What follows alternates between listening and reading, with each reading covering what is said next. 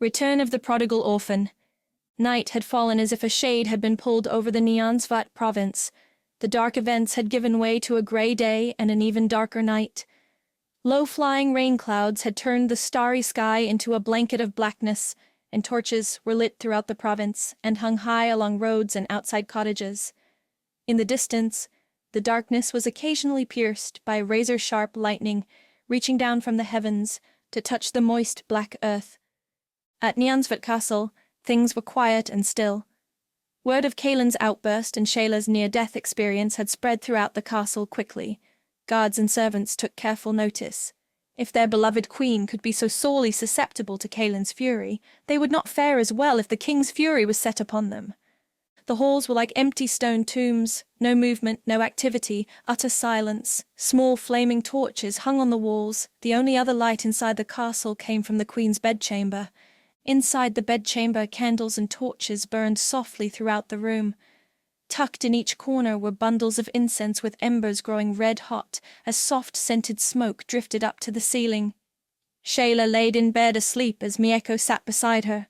Mieko carefully applied a wet mink cloth to Shayla's badly bruised red and purple neck. She could see the imprints of her father's fingers around her mother's neck. It made her wince. Mieko kneeled and dipped the cloth in a basin of cool water on the floor. When she stood to reapply the cloth to Shayla's neck, she sighed with relief as Shayla smiled back at her with droopy eyes. Mieko quickly sat and kissed her mother's forehead. "Thank the gods you are awake," she said quickly. "Now you can explain why my father did this."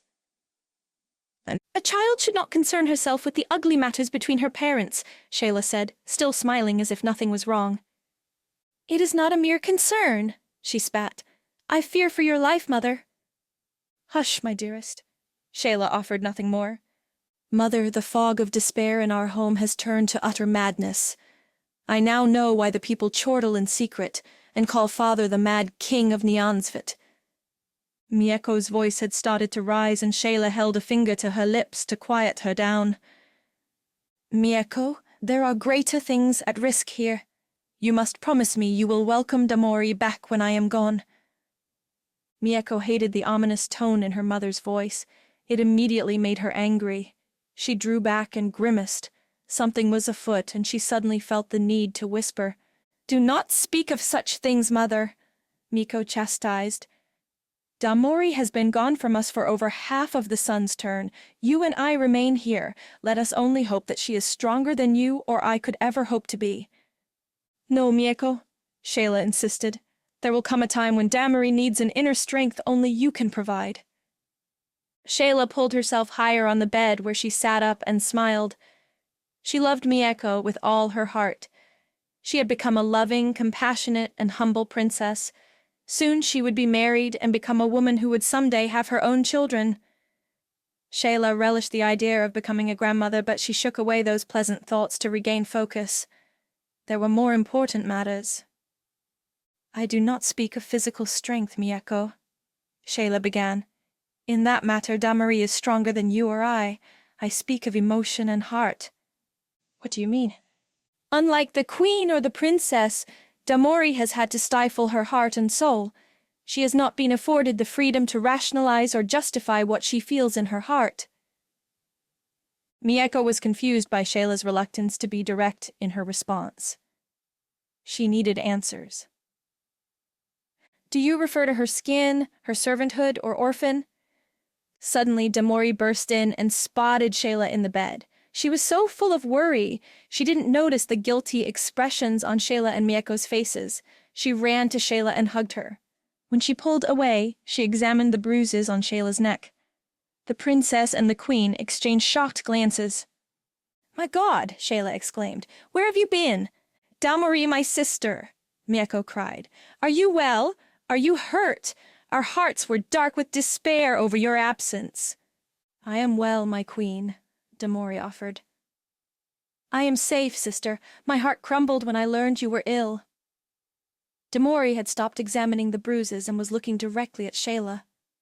"What happened?" she demanded. Shayla stared into Damori's eyes. Tears welled in hers, and she shook her head in disbelief. Why did you abandon us?" Her face was stony and cold. Damori took Shayla's hand and kissed it. "I ran away from this place," she began. "It has caused me great turmoil and sadness, but none of it matters when you are in harm's way. Now tell me, what happened?" Shayla turned away and fiddled with the blankets. As diplomatic as she'd learned to be as the Queen of Nyansvat, she still found it difficult to intentionally deceive her daughter. "I disturbed a beehive," she began, "and my body does not respond well to the venom." Something in Damori's expression caught Shayla's attention. It was something more than the expected concern and worry. Shayla studied her face. She sensed Damori was worried about something else, something that had nothing to do with her. "There is something different about you," she said without judgment. Guilt spread across Damori's face and she turned away. Her face felt warm and flush as she tried to imagine ways to avoid any further questions from Shayla. Damori was not a skilled liar and she hoped she never had to be, but there were some things she was obliged to keep secret. Her training with Nassian and Tanner was one of those things. For a moment, she thought how childish she'd been in her belief that she could simply return to Nyansvat as if only mere hours had elapsed since she first departed. As she rode her horse hard and fast from the Jade Veld, she convinced herself that it would be simple to embrace her family again. She had spent an exorbitant amount of time outside the gates of Nyansvat, miles away. Of course someone would notice. Of course Shayla would ask questions. Of course they would see her deception. "You carry a woman's secrets," Shayla stated confidently. There was no way to deny it. Now Damori felt heat in her face. However, Shayla's words, which seemed to come after an eternity of waiting, were not poised as the probing question Damori expected to hear. Then Shayla smiled and cupped Damori's hands. She did the unexpected. She let Damori off the hook. "A woman must have secrets. It is what makes her a woman." Damori kneeled at the side of the bed and kissed Shayla's hand. "All that matters is your well-being," she said, relieved. Mieko had watched the entire scene play out, and she started to suspect there was something more going on between Shayla and Damori. It was another example of the specialness in their bond that eluded her. She felt a familiar twinge of jealousy as she watched Damori and Shayla hold hands and look at each other lovingly. She recalled times in the past where she felt that the bond between Shayla and Damori surpassed the bond between her and her mother. She wondered how that could be, but carefully dismissed it as simple, childish angst. Still, here they were again, connected through a powerful mental and emotional connection that escaped Mieko. And then she formulated her own conclusion. There was much more required of her to learn as a princess. When she did, the love between Damori and her mother wouldn't bother her as much. As always, Shayla had a sense of what distress Damori and Mieko were feeling. She waved Mieko closer to the bed. "I sorely miss how things once were," Shayla whispered. "I am sorry for my hand in it." She clutched Mieko's hand and motioned her onto the bed. Mieko crawled under the blankets and lay beside her. Shayla waved Damori onto the bed. She scooted beneath the blanket until both young women were on either side of Shayla. "Press your warm faces against mine. I want to remember when you were children and the world was a simpler place." The city of Tanning was a small, linear community within the Grand Nyansvat province. The city, which was a 3-hour horse ride away, rested on the ridgeline of the Black Wildwood at the northwest edge of the Black Mountains. There was nothing special about Tanning, except that its residents, mostly rice farmers, kept to themselves. After dark, all residents moved indoors, resting on straw mats, to pray for a good harvest. This was good. As the sun set, no farmers were outside to bear witness to the massive garrison of raiders as they moved on horseback through the dusty road in the center of the city to a large barn at the end of town. The barn was used to store rice and bamboo shoots, and the glow of sunlight still radiated through its southern exposure. Inside the barn, Falson sat on a makeshift seat that Elda, who stood by his side holding a candle, had fashioned out of barrels, hay, and cane. As Moon stood in the doorway, he gave the duo a curious look and smirked at how the chair looked pretentiously like a throne. Moon was a savage-looking hulk of a man whose raw power was evident in his ham-sized fists and Neanderthal features. But Moon possessed something that very few of his enemies gave him credit for, until it was too late. Moon was a brilliant war strategist and a cunning fighter. He never solely relied on his brawn to defeat his enemies. He often found it more entertaining to defeat his enemies with inventiveness and dark wit. He preferred to beat them at their own game. Moon wore a perpetual sneer on his face. He was an ugly man, and even on a pleasant day his scowl looked little different from his smile. However, as he marched into the barn, his girth so wide it cast shadows over burning candles, it was clear he was disturbed. "How much longer must we remain hidden in these filthy woods?" His voice boomed. The deep echo of Moon's voice sent chills through Elda. Still, he reluctantly stepped forward. "Sir Moon," Elda began timidly, "you have been well rewarded for the inconvenience of your prolonged and impermanent stay in the wilderness. You will continue to be rewarded for your patience." Moon frowned at Elda and shot a dark look towards Falson. "I speak not to you, errand boy," Moon uttered in a scarily flat and cold voice. "Falson, have you forgotten how to use your words?" Falson stood from his throne with all the pompous flair of a king. "I will be king soon, Lord Moon." Falson made an effort to project his otherwise nasal voice. "I know that you do not desire to dwell and converse with the savage commoners who make up the bulk of your ilk.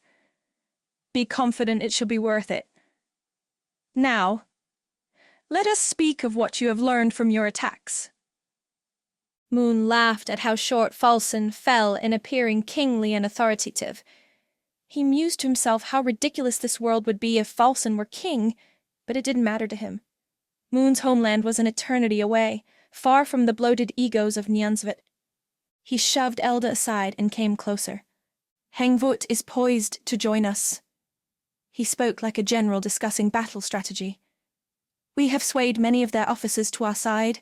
When we are ready, they will open the gates for us. Once we crush their most loyal followers, the others will fall in line. Then we will be ready for our attack on Nyansvet. We will lose many men fighting Nasian.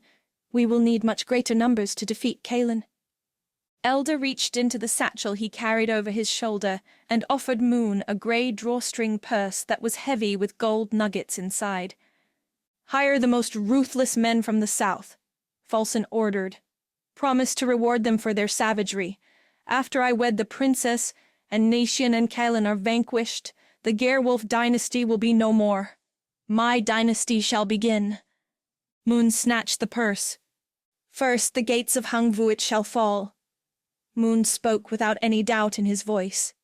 "Then we shall storm Nyansvet as the warriors and noblemen become fat with food and drunk with wine in celebration of your betrothal to the princess." Moon turned away and took 3 massive strides towards the door. He stopped and looked over his shoulder at the future king and his errand boy. "What do you know of this mysterious hooded person who rescued the princess?" he asked. "No more than you," replied Falson. Moon contemplated this for a moment. "This army of raiders is burdened with superstitious foolishness. They gossip like young maidens about the hooded warrior who rescued the princess. Some say this warrior is the coming of the promise." "Lord Moon, you are on the verge of becoming a very wealthy man," Falson said reassuringly. "Rich men do not suffer foolish beliefs. Neither do they concern themselves with legends and myths." Moon held up the purse with the gold. He reached in and held up a nugget.